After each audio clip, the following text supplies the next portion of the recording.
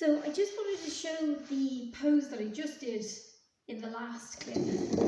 I was showing it to you face on the camera and I realised it's not really that clear. So you're standing in this position, the feet are wide, and you're coming down, you have the chair like so, and you're resting the head. So hopefully that gives you a little bit of a clearer picture as to what you're doing. Again, if the hands are stacked, you're changing the stack of the hands. Once you've done it one way, you do it the second way. So that's, the hands are in this position and your head is resting, and then you change it. So the next position, I promise I will get better at these videos. The next position is lying down onto our back. And again, we're going to use a couple of bits that we have at home. So you're going to take one of your blankets and you're going to pop it underneath the hips, like so. Make sure it's even, so one side isn't higher than the other. And then you're going to take another blanket or a cushion. You just go up onto the tippy toes, maneuver these things in. And so you can see already how I've lifted the sides of my chest, which is really, really good. We're getting this nice opening. It's creating energy in the body in a restorative way. So we're not creating energy through harshness, we're creating it through softness. So we've got this really nice opening of the chest. We're pressing the elbows down into the ground. You can see how that helps to lift my chest a little bit more. You don't want to have any feeling of tension in the lower back. If you do, you lift the hips. I'm catching the lower part of my buttocks, so I'm just lengthening the buttocks. And then that's giving me some space. And then I'm going to extend out. I'm too near the wall. So you're going to extend out through one leg, and then you're going to extend out through the other leg. So I'm really pushing it through my heels. I'm not letting my legs just hang out to the side.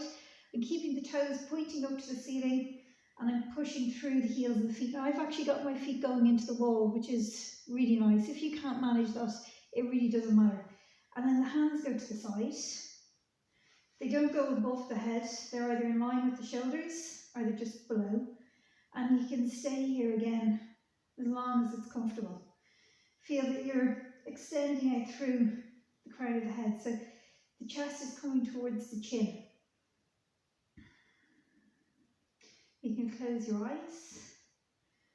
And again, you're just observing your breath, allowing the body to be quiet.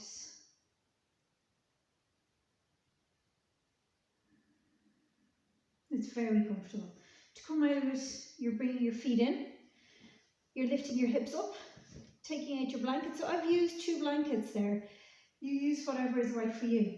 And you keep your feet out to the sides of the mat, turn your toes in, your heels out, and you let your knees come in towards each other. That just lets the lower part of the back rest down into the floor. Then you roll to the right hand side, press the hand into the floor, and then inhale and bring yourself back up to seated. Now the last of this, there is in the immunity boosting sequence, there's a section that is for inversions, going upside down. I'm not going to show these because unless you actually do inversions, that's a whole other ballgame. What we're doing these 5 poses is really, really helpful, and you know, sometimes I don't do the inversions. So the next one we're going to do is called Viparita Karani, and I'm not going to show it in the way that it's actually taught with the hips lifted, just because it becomes very complicated with equipment. Hello. So I'm going to move this down a little bit so that you can see a little bit more how I get into it. So there's the wall. I'm going to sit right in with my hips to the wall. If you've got your hips out here and you try and do this, you'll end up miles away from the wall. The idea is we want our bum as close to the wall as possible. And then I literally turn onto my elbows and I take my feet up the wall. So you can see I've got a big giant gap between my bum and the wall.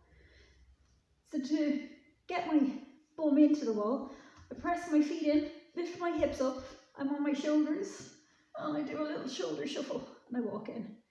And then I get my bum right in. I can go a little bit further into the wall. So you might feel like a bit like you're wiggling around on the floor for a little bit, but literally it's just the feet to the wall, lift the hips up, and then move your shoulders into the wall, and that's going to get you in nice and tight. And you're just going to stretch up through the heels. You can't see my feet, I'm very sorry. But my feet are in this position. I've got my toes drawn down towards my face. So I'm pushing up through my heels, my legs are straight.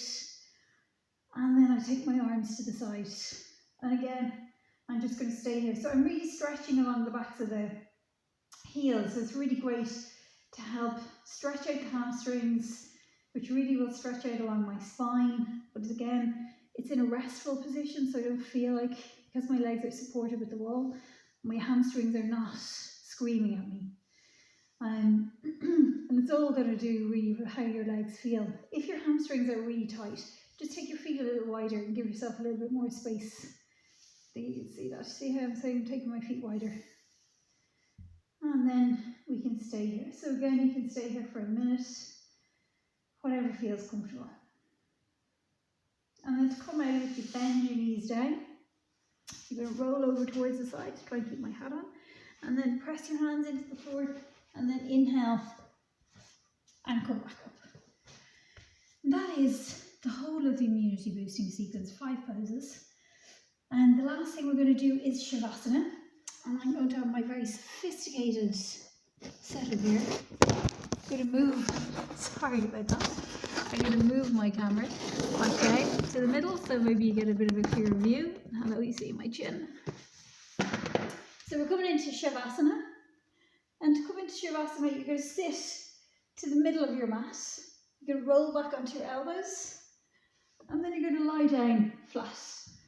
So I've got my back onto the ground. I want to see that I've rolled my shoulders under. So again, we dig our elbows in, we roll the shoulders under. Take our hands to the side. Again, if you need to lift your hips up, lengthen the sit bones towards the heels to get that space. And then extend out fully through each leg. So you're stretching along the skin along the back of the leg. So I really want to feel like I'm pulling all the back of my body. So there's, if it was like creases, I'm taking all the creases of the skin out of the back of my body. And I'm keeping my chest open and allowing my shoulders to release. We're not lifting our arms up over our shoulders. That raises our blood pressure. And we're definitely not trying to raise our blood pressure. So we're keeping our hands down. But we also don't have the glued into the body because that makes us feel very tight. So there's space in the side of the chest area here. And then, once you're happy with how you are, you let your feet fall out towards the sides. You close your eyes. And then you allow your body to release down to the floor. And so we're in Shavasana. And feel the feet fall out to the sides. Release along the backs of the calves, the shins. Let go of any tension around the knees, the backs of the thighs, the front of the thighs. Release the hips, the buttocks. And then move all the way up along the spine, releasing the spine, the shoulders, backs of the shoulders, the base of the neck. Move down along the arms, the upper arms, elbows, lower arms, backs of the hands. And then relax the belly, the ribs, and the chest.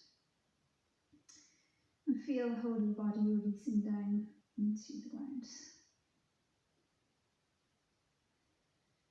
And let go of any tension from the back of the head.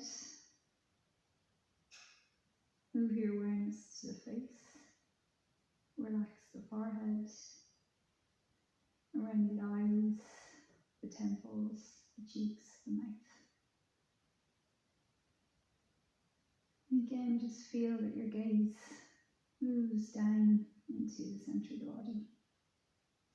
And from there, observe the inhalation and the exhalation.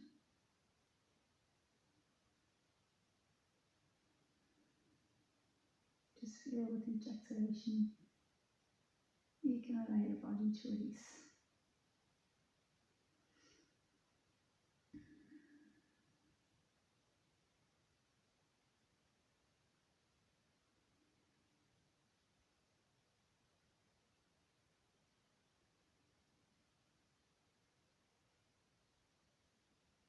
And whenever the mind wanders, just gently bring your attention back to the inhalation and the exhalation.